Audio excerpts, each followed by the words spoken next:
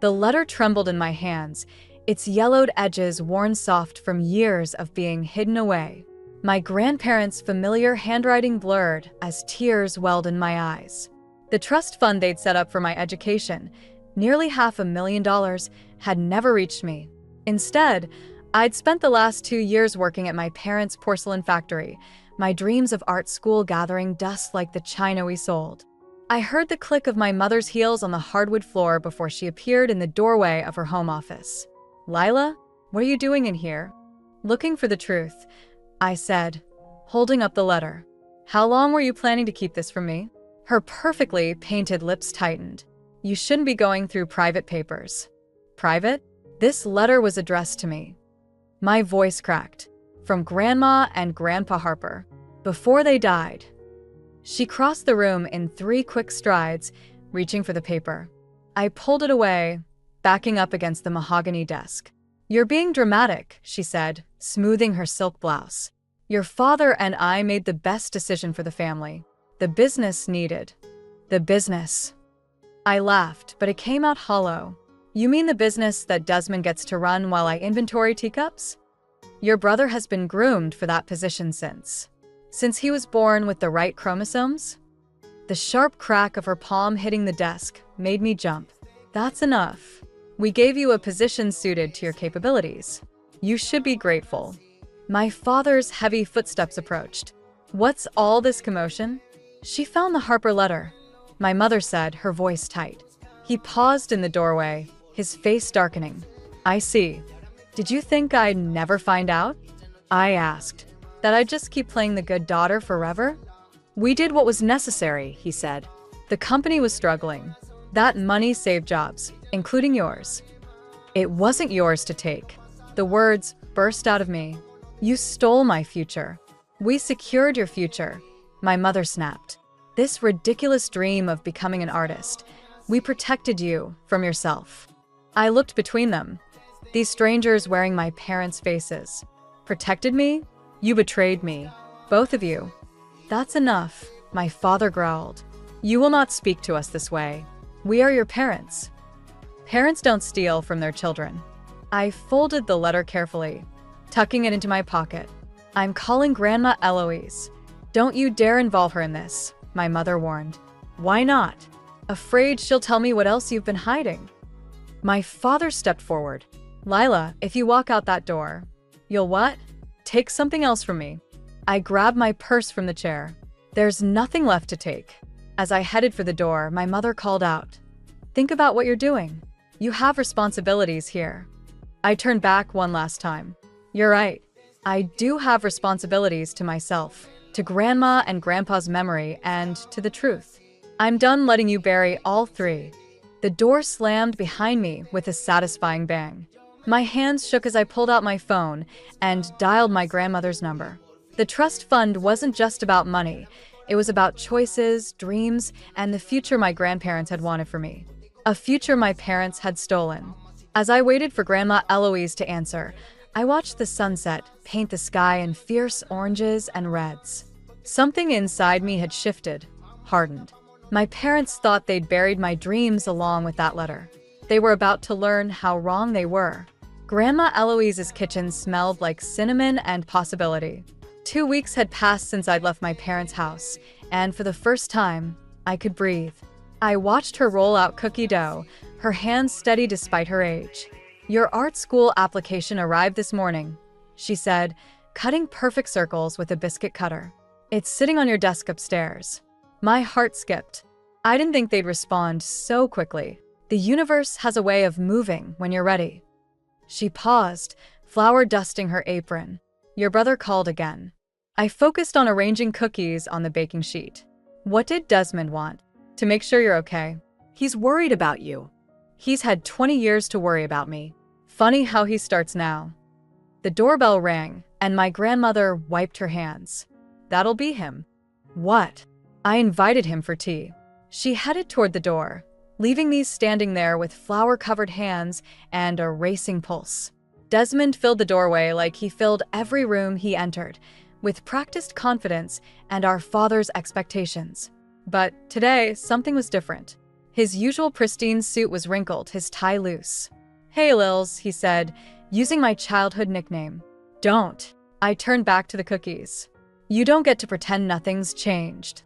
He sighed, dropping into a kitchen chair. "I didn't know about the trust fund." Right. "Because you were too busy being the golden child to notice what they were doing to me." "That's not fair." "Fair." I spun around. "Was it fair when they made me work overtime at the factory while you got promoted to management? Or when they used my college fund to expand your division?" Grandma Eloise set 3 teacups on the table. "Perhaps we should all sit down." "I can't stay long," Desmond said. "Dad's called an emergency board meeting." "Of course he has." I laughed bitterly. "Let me guess, they're restructuring my department?" His silence was answer enough. "They're trying to force you back," he finally said. "Dad's convinced if he makes things difficult enough, you'll come home." "That's not home anymore." I sat down, wrapping my hands around the warm teacup. "It's a prison with prettier walls. They want to announce my promotion to CEO next month." He wouldn't meet my eyes. "Dad's retiring early." "Congratulations," I said flatly. "The crown prince gets his throne." "Lila," Grandma warned. "No, she's right." Desmond ran a hand through his hair. "I've been blind, but things are changing. Fiona, she's helped me see things differently." "Your girlfriend?" I remembered the quiet, sharp-eyed woman I'd met at last year's company gala. "Fiancé, actually. As of last night." He pulled out his phone, showing me a photo. "She said yes, but she also said some things about how our family operates that I can't unhear." The timer dinged, and Grandma retrieved the cookies. The sweet smell filled the kitchen, reminding me of simpler times. "I have to go," Desmond stood. "But Lila, I want you to know I'm going to fix this. Starting with reinstating your position with a promotion." "I don't want anything from the company anymore," I said. "I'm applying to art school. That's my future now." He nodded slowly. "Then I'll help with that instead. Whatever you need." After he left, I helped Grandma plate the cookies. "Do you believe him?" I asked. She smiled, wise eyes twinkling. "I believe people can surprise us when we give them the chance. But more importantly, I believe in you, dear heart. Your parents may have tried to clip your wings, but they forgot one thing." "What's that?" "You're a Harper woman too. And we don't break, we soar." I picked up my art school application from upstairs, running my fingers over the embossed letterhead. Maybe it was time to show everyone exactly how high I could fly. The acceptance letter from the Art Institute lay on my desk like a beacon of hope, but my mother's voice on the phone threatened to extinguish it. "The Caldwells are joining us for dinner tomorrow night. James specifically asked about you." My paintbrush stilled over the canvas.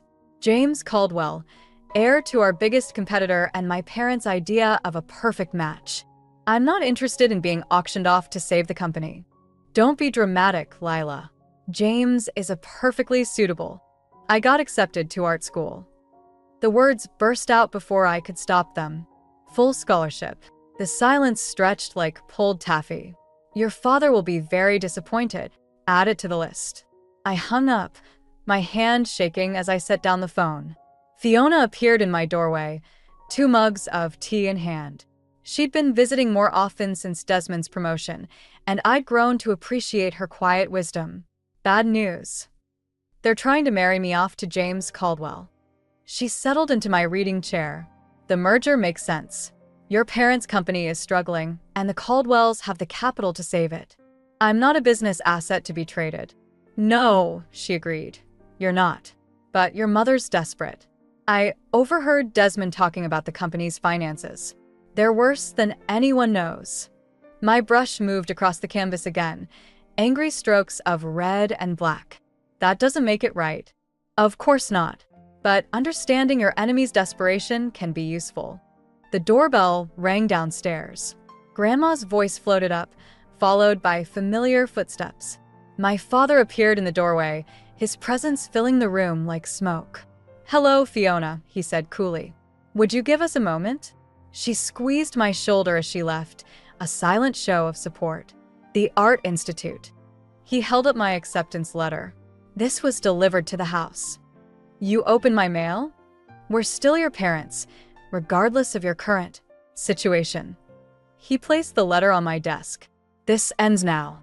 You'll come to dinner tomorrow, meet James properly, and we'll discuss your future with the company. I turned to face him fully. No. This isn't a request. You're right, it's not. It's my life, my choice, and I choose art school. His face hardened. If you persist with this rebellion, there will be consequences. The trust fund your grandparents left. The one you stole?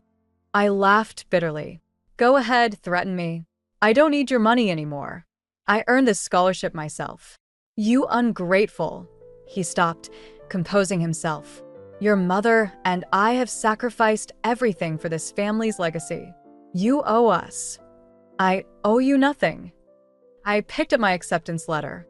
You taught me exactly what family means to you when you stole my future. Now I'm taking it back. Tomorrow, 7 o'clock. He moved toward the door. Don't disappoint us again. After he left, Fiona returned. You okay? I looked at my painting, a shattered porcelain tea set, pieces scattered across a dark background.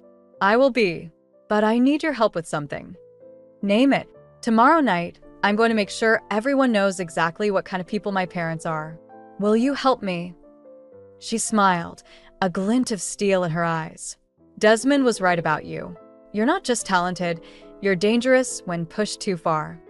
I turned back to my canvas, adding a final streak of crimson. They wanted me to be the perfect daughter. Instead, they created their worst nightmare. 7 o'clock tomorrow, Fiona said, raising her tea in a mock toast. Should be quite the dinner party. I nodded, already planning. My parents wanted to use me to save their precious legacy. They were about to learn exactly how that felt. The email from Artisan Design Studio glowed on my screen like a lifeline. Their internship offer was everything I'd dreamed of: creative freedom, mentorship, and a path away from my family's suffocating legacy. I was drafting my acceptance when Desmond burst into my room at Grandma's house, his face ashen. They're selling your division, he said, dropping into my chair. The entire decorative arts department. My fingers stilled over the keyboard. What about the artists? The craftspeople? Laid off. All of them. He loosened his tie.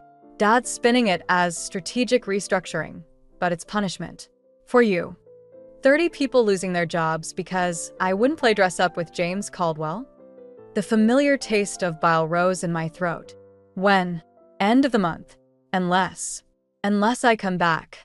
The words felt like ashes in my mouth. There's more. He pulled out his phone, showing me an email. They're using the proceeds from the sale to fund a scholarship program. In your name. I laughed, sharp and hollow. Let me guess, for business students only? It's clever, really. They get to look generous while erasing everything you care about. My cursor blinked over the internship acceptance email. 30 families. 30 lives upended because I dared to want something different. Don't. Fiona appeared in the doorway, her voice firm. This is exactly what they want, to make you responsible for their choices. Those people trusted me, I said. Some have worked there for decades. And your parents are using that trust as a weapon. She sat on my bed. You can't save them by destroying yourself. Desmond stood, pacing. Maybe there's another way. The board meeting next week, if we could prove the division is profitable. It won't matter, I said, remembering my father's face at dinner. This isn't about money. It's about control. My phone buzzed, a text from Marcus, my old mentor from the decorative arts department. Emergency meeting called. Your father's here with security. They're clearing out our studios now. The room tilted. Not next month now. They weren't even giving people time to pack up their work. I have to go. I grabbed my keys. Lila, wait. Desmond reached for my arm. No. I pulled away. You wanted to help? This is your chance. Come with me. The drive to the factory was silent, heavy with decision. When we arrived, security guards were escorting shell-shocked artists from the building. Marcus stood in the parking lot, holding a box of brushes and half-finished pieces. I'm so sorry, I started, but he shook his head. Don't apologize for them. Ever. He pressed something into my hand, a small porcelain figure, one I'd painted years ago. Remember who you are, not who they want you to be. Through the factory windows, I saw my father watching, his expression triumphant. Beside me, Desmond's phone chimed with another email. "They're announcing my promotion tomorrow," he said quietly. "CEO, effective immediately." I clutched the porcelain figure, feeling its delicate edges. "Congratulations. The Crown Prince gets his reward for staying silent." "Lila." "No." I turned to face him. "You have to choose, Desmond. Right now. Are you their son, or are you my brother?" He looked between me and the factory, 24 years of conditioning warring with conscience. Finally, he pulled out his phone and dialed. "Father? About tomorrow's announcement. We need to talk." I opened my laptop in the car, my hands steady as I clicked send on my internship acceptance.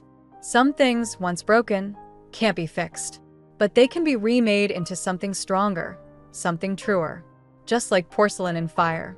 My first gallery showing should have been a triumph. Instead, I stood in the corner of Artisan Design Studio's exhibition space, watching my mother charm potential buyers while my father worked the room. They'd arrived uninvited, armed with social connections and practiced smiles. "Your technique is remarkable," a curator said, studying my centerpiece, a shattered porcelain vase, its pieces suspended in resin. Each fragment painted with scenes from my family's factory. The juxtaposition of destruction and preservation is quite powerful. "Thank you," I started, but my mother materialized beside us. "Lila learned everything at our family's company," she said smoothly. "The merit legacy of fine porcelain spans generations." The curator's eyes lit with recognition. "Merit porcelain? I didn't realize." "Excuse us," I cut in, pulling my mother aside. "What are you doing here?" "Supporting our daughter's artistic debut, of course." She sipped champagne, perfectly poised. "Your father and I are very proud." "Proud? You destroyed an entire division to punish me." "Business decisions are complicated, dear, but we're willing to let bygones be bygones. In fact, we have wonderful news. The board has approved a new artistic direction for the company, under your leadership." My stomach dropped. "What?" "Creative director of design. Full autonomy, generous salary, and will fund a proper studio." Her smile was razor sharp.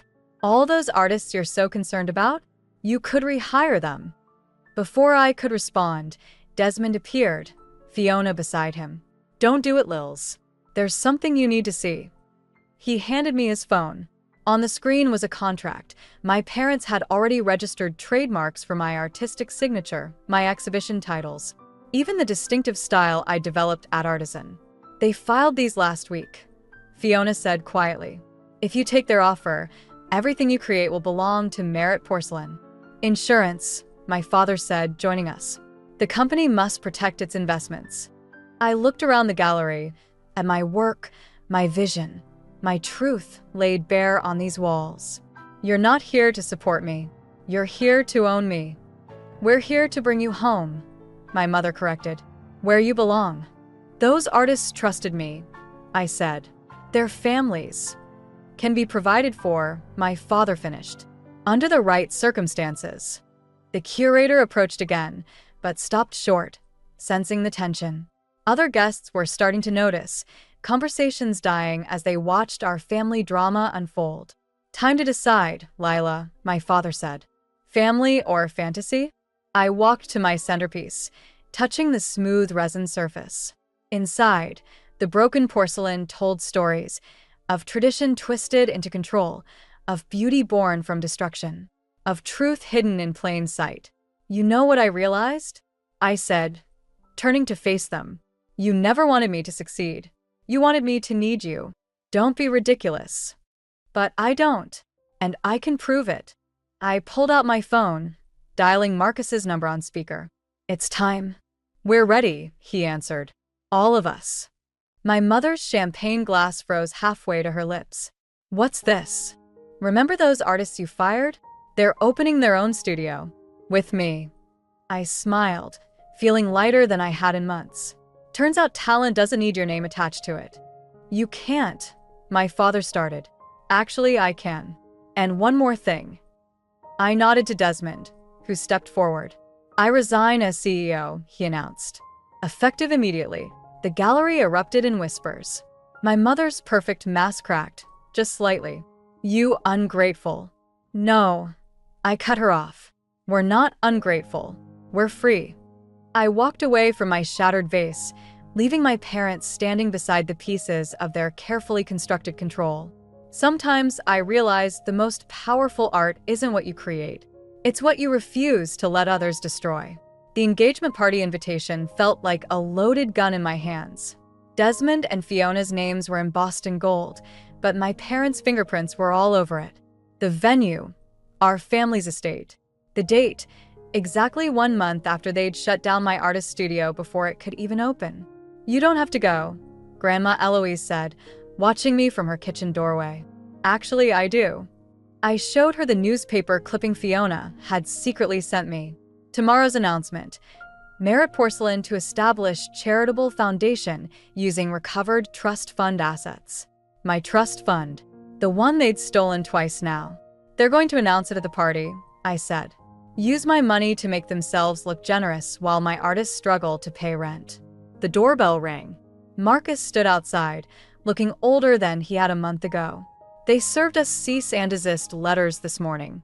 Your father's lawyers say we can't use any techniques learned at Merit Porcelain. That's ridiculous. It's effective. He handed me the legal documents. No one can afford to fight this. We're done, Lila. I watched him walk away, shoulders bent under the weight of another dream destroyed. My phone buzzed. Desmond. Tell me you're not involved in this, I answered. I tried to stop them, he said. But they're using the engagement party to announce the foundation. Everyone who matters will be there. Including the artists they destroyed? His silence was answer enough. I'll be there, I said. But not for the reasons they expect. The night of the party, I arrived early, slipping into my father's study through the garden entrance. The foundation paperwork lay on his desk, everything documented, legally bulletproof. They'd learned from their first theft. Looking for something? I spun around. My mother stood in the doorway, elegant in midnight blue. How long have you been planning this? I asked.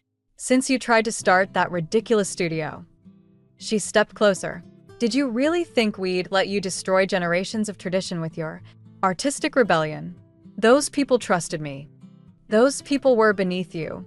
We simply helped you remember your place. She smiled, cold and precise. The foundation announcement will fix everything. The press will love it. The prodigal daughter's inheritance used to benefit the community. It's not yours to use. No. She pulled out her phone, showing me photos, my artists accepting checks, signing documents. Amazing what people will agree to when they're desperate. They've all signed away their rights. Your little revolution is over. The room spun. Every move I'd made, they'd countered. Every person I'd tried to help, they'd bought or broken. Face it, darling, she said, straightening my collar with false tenderness. You can't beat us at this game. We invented it. Voices drifted up from the garden, guests arriving, champagne flowing. Soon they'd all gather to celebrate love and generosity, never seeing the strings controlling every moment. The announcement is in 30 minutes, my mother said. Be there. Smile. Show everyone what a united family we are. She paused at the door. Oh, and Lila? That art school acceptance you're so proud of? Board members' children get priority. Shame about next semester's funding cuts. She left me standing in my father's study, surrounded by evidence of their perfect plan. They'd taken everything, my inheritance, my artists, my future. Even Desmond's engagement had become another weapon in their arsenal. I picked up a crystal paperweight from my father's desk, feeling its familiar weight. One throw could shatter the window, crack their perfect facade. But that's what they expected: rage, rebellion, something they could control. Maybe it was time to play a different game entirely.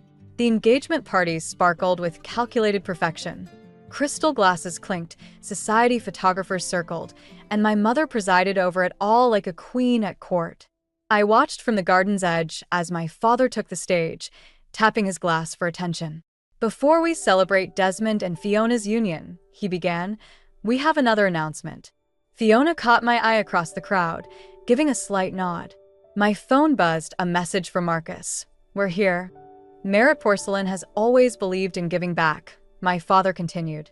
"Today, we're proud to announce the establishment of the Lila Merit Foundation for the Arts." Gasps and applause rippled through the crowd. I stepped forward, my voice cutting through the noise.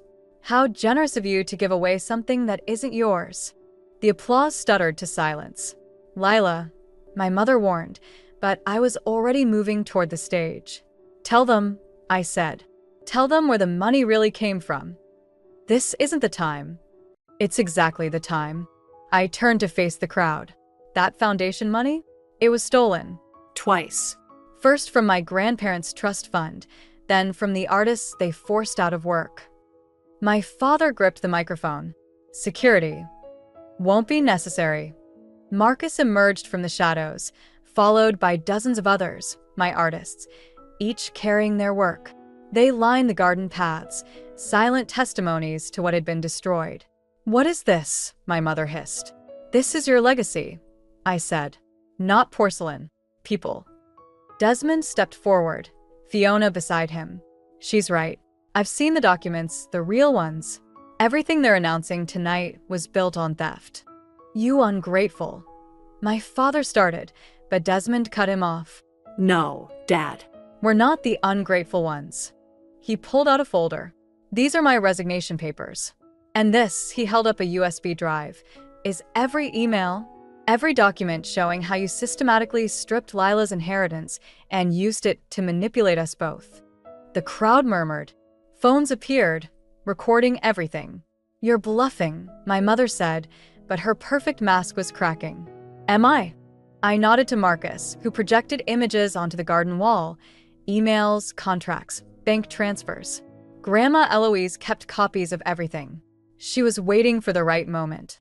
My father lunged for the microphone, but his words died as another figure stepped forward. "James Caldwell. The Caldwell family is withdrawing our merger offer," he announced. "We don't partner with companies built on fraud." The garden erupted in chaos. Photographers' flashes exploded like lightning, capturing my parents' carefully constructed world crumbling in real time. "You've destroyed everything," my mother whispered. "No," I corrected her. "I've exposed everything. There's a difference." Desmond took the stage. "The engagement party is over, but something else is beginning." He turned to the artists. "My first act as former CEO is to transfer the commercial rights of Merit Porcelain's traditional designs to their original creators, effective immediately." My father's face went purple. "You can't." "Actually, he can." Fiona held up her phone. "The board just voted. They're not interested in a scandal." I walked to Marcus, taking a piece of his work, a delicate tea set painted with scenes of rebellion hidden in classical designs. "This is what real legacy looks like. Not control, not manipulation. Art." The guests began to leave, their whispers building into a storm that would reshape everything. My parents stood frozen on their perfect stage, finally understanding what they'd lost. "Come on," Desmond said, putting an arm around me. "Let's go home." "Home," he smiled. "Grandma's making tea." We left our parents in their empty garden, surrounded by the ruins of their empire. Sometimes I realized the greatest revenge isn't destruction, it's creation. 1 year later, I stood in the renovated warehouse that had become Harper and Merit Studios, watching Marcus teach a pottery class to aspiring artists. Sunlight streamed through the industrial windows, catching on the dust motes and making them dance like stars. "Your grandfather would have loved this," Grandma Eloise said, joining me at the observation window. "He always said art should be shared, not hoarded." I touched the envelope in my pocket, his final letter, discovered last week in a box of old business papers. I hadn't opened it yet, afraid of what truths it might contain. "The board meeting went well," Desmond said, appearing with Fiona. "Since starting their own consulting firm, they've been helping us structure the studio as a cooperative. The artists' profit-sharing program is officially approved." "And your parents?" I asked. Still in Europe. He shrugged. Mother sends postcards sometimes, usually with passive-aggressive notes about family loyalty. At least they're consistent, Fiona said, making us laugh. A commotion at the front desk drew our attention. Two familiar figures stood there, James Caldwell and his father, looking uncomfortable but determined. "We'd like to commission a piece," the elder Caldwell said when I approached, "for our company's centennial." "Why us?" James gestured at the student gallery. "Because you're doing what we should have done years ago, letting artists own their work, their vision." I studied them. These men, who could have been my jailers in another life. I'll have Marcus show you his portfolio. Later, as the sun set over the city, I finally opened my grandfather's letter. His familiar handwriting blurred as I read. "Dearest Lila, by the time you read this, you'll have either surrendered to your parents' vision or forged your own path. I pray it's the latter, because I've seen the fire in you, the same fire your grandmother showed when she refused to let her family dictate her future. The trust fund was never about money. It was about choice. Your parents may have stolen the funds, but they couldn't steal what matters most, your spirit, your talent, your ability to see beauty in broken things and make them whole again. Remember this. True legacy isn't what we inherit, it's what we choose to build. All my love, Grandpa Walter." I folded the letter as Marcus's students filed out, their hands clay-stained and eyes bright with possibility. On the wall hung my latest piece, a porcelain phoenix rising from shattered teacups, each fragment telling part of our story. "Ready for the evening class?" Desmond asked, rolling up his sleeves. He'd started taking pottery lessons last month, claiming it helped him understand business better. Really, I think he just liked getting his hands dirty for once. Almost. I picked up a fresh block of clay, feeling its potential. Just thinking about legacy. And I think Grandpa was right. It's not what we inherit that matters. I smiled, watching new students file in, including some familiar faces from the old factory. It's what we choose to create. Speaking of creating, Fiona said, "We have news." She and Desmond exchanged glances. "We're expecting." I hugged them both, clay-covered hands and all. As we celebrated, I caught sight of my reflection in the studio window, not a rebel daughter or a perfect heiress, but something entirely new. Something of my own making. The evening light painted everything in shades of possibility, and somewhere I knew Grandpa Walter was smiling. Sometimes the most beautiful things come from broken pieces, remade not into what they were, but what they were always meant to be. I picked up my teaching smock and turned to my waiting students. Time to create something new.